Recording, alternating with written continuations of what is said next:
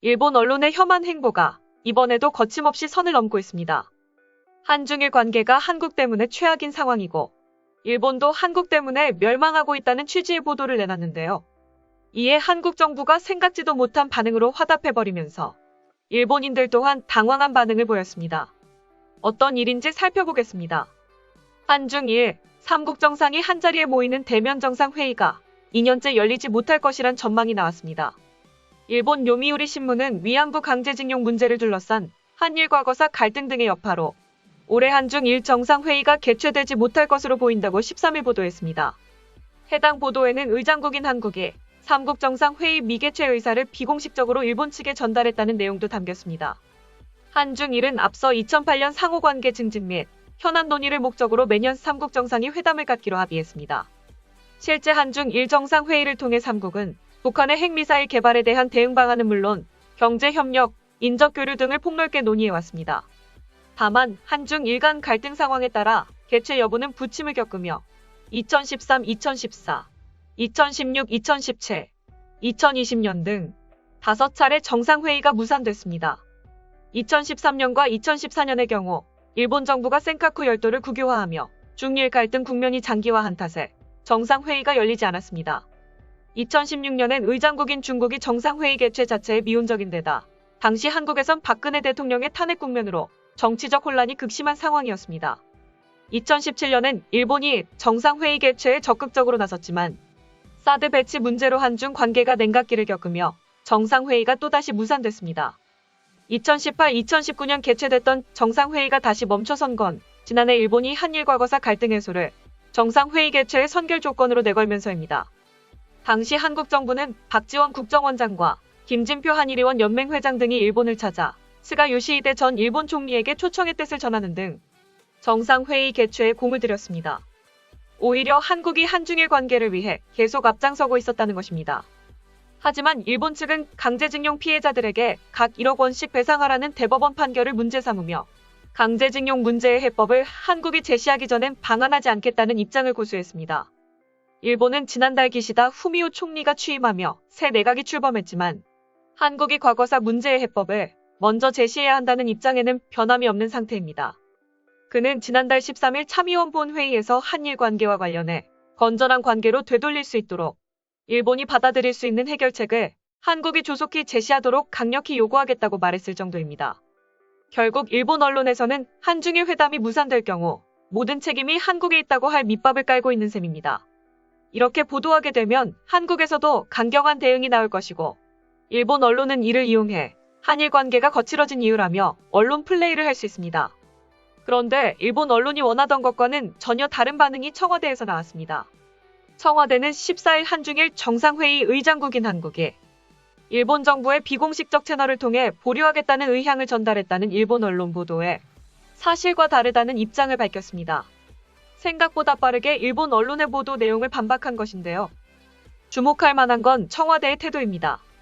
청와대 관계자는 국내 언론과의 통화에서 관련 보도에 대한 확인 질문에 한중일 정상회의를 2년 연속 보류했다는 일본 언론 보도는 사실이 아니다라며 아직 결정된 바 없다고만 말했습니다. 일본 언론의 전략과는 다르게 허무맹랑하게 끝났다는 겁니다. 문 대통령이 한중일 정상회의를 계기로 한 한일 정상회담을 통해 일본과의 관계 개선을 모색하고 있지만 일본 정부는 위안부 문제 등 한국 정부의 해법 제시가 없는 상황에서 신중해야 한다는 입장을 유지하고 있다는 게 요미우리 보도 취지라고 청와대는 보고 있습니다. 한중일 정상회의는 아베 신조 일본 총리 집권 당시 지난 2018년 5월 9일 도쿄에서 7차 회의를 주재하며 성사됐었습니다. 이듬해인 2019년 12월 24일 중국 청도에서 열린 8차 회의를 끝으로 현재까지 열리지 않고 있습니다. 일본, 중국, 한국 순서에 따라 한국이 순회 의장국 차례에 있지만 지난해에는 코로나19 팬데믹 여파로 회의를 연기했습니다. 올해를 2개월 남겨둔 시점에서 한중일 정상회의 개최를 위한 3국 간 논의에 진전이 없다면 문 대통령 임기 내 개최는 사실상 어렵다는 관측이 외교가를 중심으로 나오고 있습니다. 대선 국면이 본격적으로 전개되고 있다는 점을 감안할 때 해를 넘길 경우 문 대통령이 강하게 추진하기 어려운 여건이 조성될 수밖에 없다는 시각이 지배적입니다.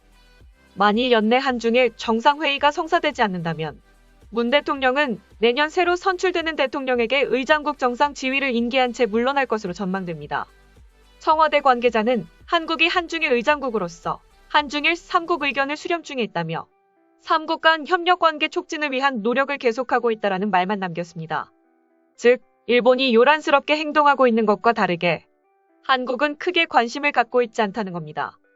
특히 국내 언론들은 문재인 대통령의 임기 내에 정상회담을 진행하는지만 관심이 있을 뿐 일본과의 관계는 거들떠보지도 않는 상황입니다. 이 때문에 일본인들도 크게 당황한 눈치입니다. 진보 성향의 일본 네티즌들의 반응을 보면 다음과 같은데요. 매번 이래서 일본은 한국을 이길 수 없는 거다. 정보력 싸움에서 밀리니 죽도 문제와 같은 것들도 기싸움에서 밀려버리는 것입니다. 논리 없이 우기기만 해대니 당연히 신경을 안 쓰는 것. 차라리 가만히 있는 게 낫습니다. 이런 식으로 해서도 결국 얻는 게 없으니 슬플 따름이다. 한국과 등을 지는 일만 할 뿐 결국은 미국 발끝만 쫓아가려 하는 중 일본 스스로를 깎아내리는 외교력을 볼 때마다 피눈물이 난다라는 비판적 반응이었습니다.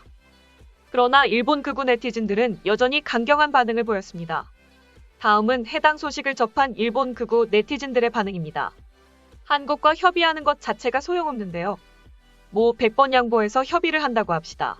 하지만 남은 임기가 얼마 남지 않은 문 씨와 협의를 할 필요가 어디에 있는지, 어떤 합의가 잘 됐다고 하는 건지, 어차피 다음 정권에서 또 밥그릇 뒤집기를 할 게 뻔하잖아요. 문 씨가 이 시기에 자주 일본에 추파를 보내는 것은 퇴진 후에 담장 안으로 떨어질 가능성이 크고 그것을 회피하기 위한 몸부림이기 때문에 그 상대를 하는 것만큼 쓸데없는 짓은 없을 것입니다. 대위 변제는 문제를 일본이 인정하는 것으로 이어짐으로 절대로 있을 수 없다. 한국 정부는 사법에 개입할 수 없다며 징용공 판결을 지지하고 있습니다. 사법에 개입할 수 없는데 일본 정부와 무슨 이야기를 한다는 것입니까? 일본 기업의 자산 현금화 판결도 나왔는데 아직도 현금화하지 않고 외교카드로 이용하려는 모순일 뿐입니다. 세상은 어디까지 일본을 모욕하고 한국 편을 들 것인가? 왜 우리나라가 식민지 정책을 취했다고 단언하고 나쁜 놈으로 만드는가? 종군 위안부의 강제 연행이 있지도 않은 행위를 거짓으로 전 세계에 퍼뜨리고 일본을 모욕했다. 게다가 역대 정부 수뇌부들이 잘못된 지침에 따라 막대한 보상금 등을 지불하게 됐고 한국은 거짓으로 결말이 난 것을 정녕 진실처럼 보도하여 세상 사람들의 판단을 미치게 하는 비열한 짓을 하지 마라. 일본의 진보 신문들은 일본의 처지를 생각하지 않고 기사를 내다 보니 한국에 잘못된 인상을 준다. 실현 가능한 논의도 없는 데다 과거사 문제에 더 이상 검토하는 자세를 가져서도 안 되며 끈질긴 설득은 시간 끌기일 뿐 해결은 안 된다. 한국으로 하여금 규칙을 지키게 하는 것이 해결 책임을 인식시키는 기사가 필요합니다. 지금까지 일본 언론 보도에 청와대 반박 소식을 접한 일본 네티즌들의 반응이었습니다. 내용 유익하셨다면 구독과 좋아요, 알림 설정 꼭 부탁드립니다. 여러분의 작은 행동 하나가 대한민국의 국격을 높입니다. 이 세상 모든 소식을 담은 올인박스는 내일도 최선을 다하겠습니다. 감사합니다.